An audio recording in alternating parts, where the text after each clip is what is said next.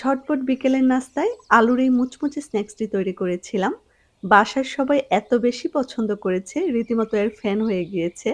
অনেকের কাছে সমোচা তৈরি করা আহামরি কোনো ব্যাপার না। তবে একসাথে অনেকগুলা তৈরি করা সবার কাছেই কিন্তু অনেকটাই ঝামেলার ব্যাপার।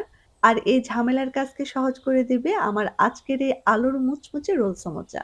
এটা দেখতে যেমন ইউনিক, খেতেও কিন্তু দারুণ। ঘরে থাকা সাধারণ কিছু উপকরণে ঝটপট অনেকগুলো তৈরি করে নেওয়া যায়। আর সবচেয়ে দারুণ ব্যাপার হচ্ছে এই রেসিপিতে তৈরি করলে আমি গ্যারান্টি দিয়ে বলতে পারি তৈরি করার ৮ থেকে ১০ ঘন্টা পরেও এটা একই রকমের মুচমুচে থাকবে। রোল সমোচার জন্য প্রথমে খামিরটা তৈরি করতে হবে। এজন্য একটা মিক্সিং বোলে নিয়ে নিচ্ছি ২ কাপ পরিমাণ ময়দা, ১/২ চা চামচ পরিমাণ কালো জিরে এবং ১/২ চা চামচ পরিমাণ লবণ। সবকিছু একসাথে মিশিয়ে এর মধ্যে দিয়ে দিব 1/৪ কাপ পরিমাণ সানফ্লাওয়ার অয়েল। আপনারা চাইলে ঘি কিংবা গলানো বাটার কিংবা সয়াবিন তেলও এখানে ইউজ করতে পারবেন। তেলটাকে ময়দার সাথে খুব ভালোভাবে ডলে, ডলে মিশিয়ে নিতে হবে। খাস্তা সমোসা তৈরি করার জন্য এই কাজটা কিন্তু খুবই ইম্পোর্টেন্ট। এখন নরমাল তাপমাত্রার পানি একটু, একটু করে দিয়ে একটা শক্ত টাইপের ডো তৈরি করে নিতে হবে। আর পানি কিন্তু একবারে দিয়ে দেয়া যাবে না। একটু, একটু করে দিতে হবে আর মেশাতে হবে। আসলে ডোটা যতটা পারফেক্ট হবে সমোচাগুলোও কিন্তু ঠিক ততটাই মুচমুচে থাকবে। ভালো করে মথে নেওয়া হয়ে গেলে ডোটাকে ঢাকনা দিয়ে রেস্টে রেখে দেব ২০ থেকে ৩০ মিনিটের জন্য। এরই মধ্যে আমি সমোচার পুরটা রেডি করে নেব। আমি এখানে ২ কাপ পরিমাণ সেদ্ধ আলু খুব ভালো করে ম্যাশ করে নিয়েছি।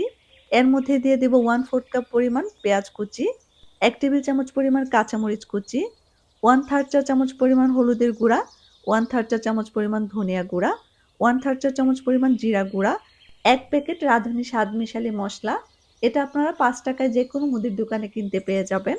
২ টেবিল চামচ ধনেপাতা কুচি, ১ চা চামচ পরিমাণ লবণ এবং 1/4 কাপ পরিমাণ কর্নফ্লাওয়ার। এটা কিন্তু অবশ্যই দিতে হবে। হাতের কাছে কর্নফ্লাওয়ার না থাকলে আপনারা এখানে চালের গুঁড়াও দিতে পারেন। সবকিছু একসাথে খুব ভালো করে মিশিয়ে নিয়ে এখন সমোচা তৈরি করতে চলে যাব। ৩০ মিনিট রেস্টে রাখার কারণে ডোটা কিন্তু অনেকটাই সফট হয়ে গিয়েছে। ডোটাকে আবারও কিছুক্ষণ মথে নিয়ে এটাকে আমি একটা বোর্ডের মধ্যে উঠিয়ে নিয়েছি। এখন একটা ছুরির সাহায্যে ডোটাকে আমি সমান ৩ ভাগে ভাগ করে নেব এবং ৩ টা টুকরো দিয়ে আমি ৩ টা রুটি তৈরি করব। প্রথমে একটা টুকরো নিয়ে পাতলা করে মোটামুটি বড় সাইজের একটা রুটি তৈরি করে নিয়েছি। এখন রুটির মাঝ বরাবর এরকম ছোট সাইজের কোনো বয়ামের ঢাকনা কিংবা বাটি রেখে দিতে হবে। তারপর সম্পূর্ণ রুটির উপর আগে থেকে তৈরি করে রাখা আলুর পুরটা পাতলা করে ছড়িয়ে দিতে হবে। খুব বেশি মোটা করে কিন্তু পুরটা দেয়া যাবে না। এতে করে পরবর্তীতে সমোচাগুলো রোল করতে গেলে পুরটা বের হয়ে আসবে। একটা পিজ্জা কাটারের সাহায্যে রুটিটাকে আমি সমান ১৬ ভাগে ভাগ করে নিয়েছি। আপনারা চাইলে কাজটা কিন্তু ছুরির সাহায্যেও করতে পারবেন।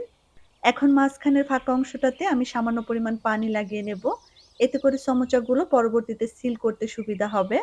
এখন প্রত্যেকটা টুকরোকে এক সাইড থেকে এরকমভাবে চেপে, চেপে রোল করে নিলেই তৈরি হয়ে যাবে আমাদের আলুর রোল সমোচা।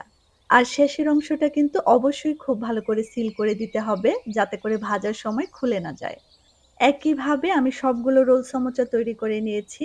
আর এভাবে করে কিন্তু খুবই অল্প সময়ে একসাথে অনেকগুলো সমোচা তৈরি করে নেয়া যায়।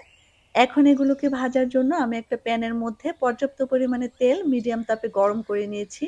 তেলটা যখন মোটামুটি গরম হয়ে এসেছে তখন এর মধ্যে আমি একে, একে সমোচাগুলো দিয়ে দিয়েছি।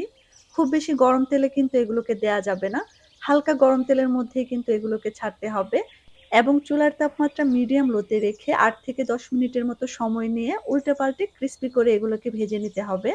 যেহেতু এই সমোচাতে অনেকগুলো ভাঁজ থাকে তাই চুলার তাপমাত্রা কমিয়ে একটু সময় নিয়ে ভাজলে এটা ৮ থেকে ১০ ঘন্টার মতো মুচমুচে থাকবে। সবগুলো রোল সমোচা আমি ২ থেকে ৩ ব্যাচে গোল্ডেন ব্রাউন কালার করে ভেজে নিয়েছি। আর সাউন্ড শুনে নিশ্চয়ই বুঝতে পারছেন এটা ঠিক কতটা ক্রিস্পি হয়েছে। আমি কয়েকটা রোল সমোচা এভাবেই থালার মধ্যে রেখে দিয়েছিলাম। এটা ঠিক কতক্ষণ ক্রিস্পি থাকে বোঝার জন্য। আর বিশ্বাস করেন এটা ৮ থেকে ১০ ঘন্টার মতো একই রকমের ক্রিস্পি ছিল। আজ তাহলে এ পর্যন্তই। এরকম আরো সহজ আর সুন্দর, সুন্দর রেসিপি পেতে চ্যানেল সাবস্ক্রাইব করে পাশে থাকবেন। আর হাতে সময় থাকলে একটু শেয়ার করে অন্যদের দেখার সুযোগ করে দেবেন। আসসালামু আলাইকুম।